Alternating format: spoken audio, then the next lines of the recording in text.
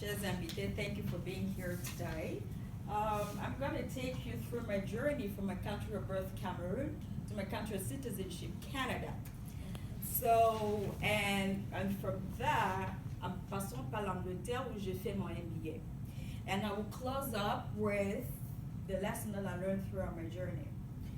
So my name is Mireille. I was born and raised in Cameroon, coming from a big family of 7, yes, almost a soccer team, 2 sisters, 4 brothers, and I love music. It's like my happy time, and meditation and yoga. I love traveling as well. So durant mon stage académique, j'ai rédigé un rapport concernant la gestion, l'optimisation de la gestion d'une entreprise.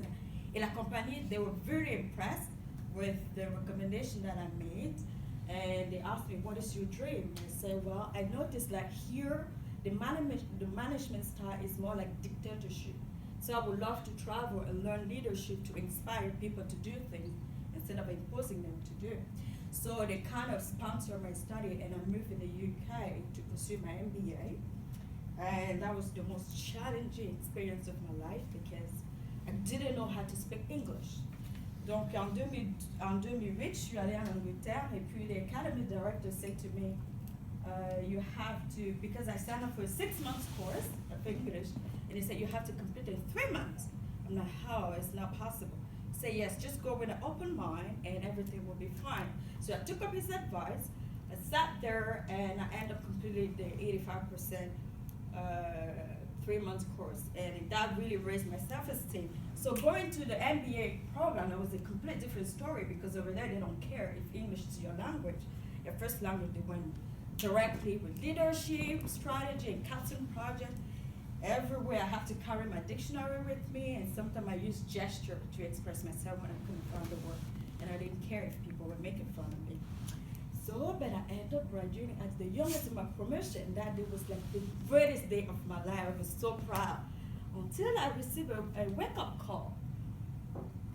I was refused a job, and they say I couldn't speak French because I fully immersed myself with the English culture, and I forgot about French. I said, oh my God, French is my first language. How is that possible? Mon intention, c'était pas de venir ici pour être anglaise, mais pour être pleinement bilingue. Et j'avais déjà mes amis au Canada qui me disaient, mais Mireille, il faut venir au Canada.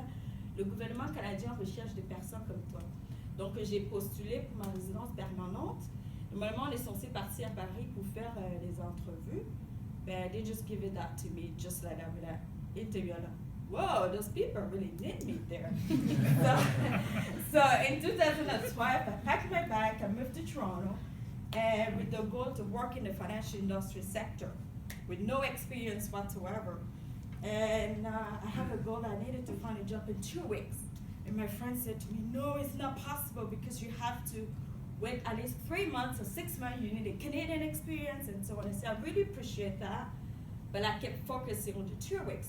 And 2 weeks upon my arrival, I found my first job through an agency with a Canadian bank. And after the bank decided to give me the contract, and I wasn't happy with the term and condition. And I went to my manager, I talked to him, and he said to me, Mireille, you don't have a choice, you just need to take it. I'm like, whoa, we always have a choice in life. And I promised myself I would never be a victim, so I resigned. And again, my friend said to me, Mireille, immigrant people don't resign, only Canadian people. And then I said, what is it written? It's not written anywhere.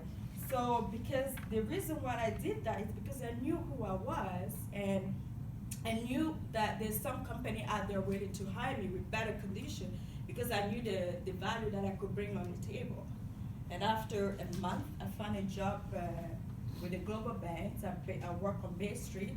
It was amazing. I met a lot of people. I learned to enjoy the Canadian weather, snowboard and skiing and golfing. So it was fun. And in 2017, I became a proud Canadian citizen. That was like the happiest moment in my life.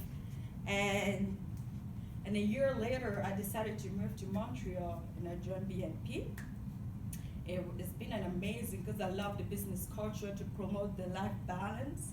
And then once I've done that, my manager talked to me about the toastmaster, and I came for my first meeting, and I see the energy, how people were just so professional.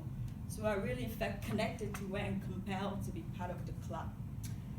So then I compared to be part of the club. So now I'm just transitioned to a new role at the bank, and I'm very excited about it. And I'm ready for what opportunity are yet ahead of me. Et sur ce, je vais vous laisser avec les leçons que j'ai apprises durant mon séjour. C'est que first, it's very critical to take full responsibility of your life because you are the master and the creation of your own reality.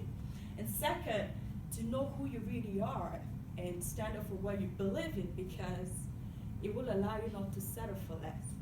Every day I'm thriving to be a better person, to live my authentic self, because I believe this is how you find the true happiness from within.